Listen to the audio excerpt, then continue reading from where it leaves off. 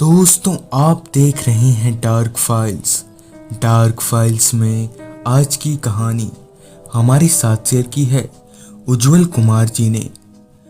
तो चलिए बढ़ते हैं उज्जवल जी की भेजी गई कहानी की ओर। कहानी में आगे बढ़ने से पहले अगर आपने अभी तक डार्क फाइल्स चैनल को सब्सक्राइब नहीं किया तो कर लें और साथ ही बेल आइकन को भी ज़रूर दबाएं ताकि आने वाली वीडियोस की नोटिफिकेशंस आपको जल्द मिल सके। उज्जवल जी बताते हैं कि आखिरकार लंबे लॉकडाउन के बाद जब मुझे कोई साधन मिला तो मैं गांव चला आया। शहर की तुलना में गांव के हालात अभी भी बेहतर लग रहे थे। रोजाना की तरह मैं बाजार से थोड़ी खरीदारी करके घर लौटा और रात का खाना खाकर सोने चला गया। रात के तकरीबन 1 बजे मेरी आंख खुली तो लाइट ही चली गई, जिस वजह से मुझे काफ़ी गर्मी लगने लगी। मुझे इतनी ज़्यादा गर्मी लग रही थी कि कुछ ही देर में मैं पसीने से लथपथ हो गया। बहरहाल मैं अपना चादर और तकिया लेकर छत की ओर बढ़ने लगा। छत पर पहुंचकर मैंने थोड़ी राहत की सांस ली। वहाँ काफ़ी अच्छी हवा चल रही थी। थोड़ी देर हवा खाने के बाद कब मेरी आंख लग गई मुझे पता ही नहीं चला। फिर मेरी आंख तब खुली जब मुझे लगा कि कोई मेरा चादर खींच रहा हो। जब मैंने उठकर देखा तो वहाँ कोई भी नहीं था।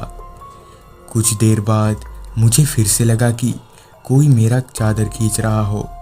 इस बार मैंने उठकर देखा तो एक औरत मेरा चादर खींचकर मेरे छत के बगल वाले छत में ले जा रही है।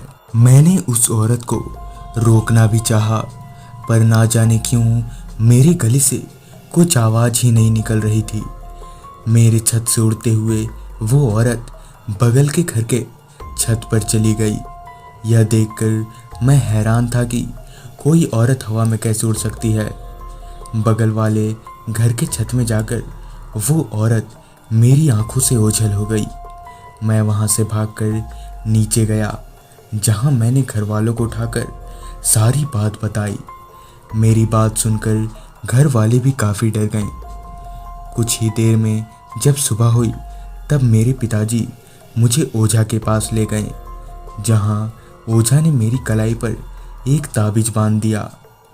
जब मैं घर आया तो मुझे बताया गया कि 1 महीने पहले ही बगल के घर के छत से एक औरत ने कूदकर आत्महत्या कर ली थी और शायद वही औरत की आत्मा कल मुझे दिखी थी।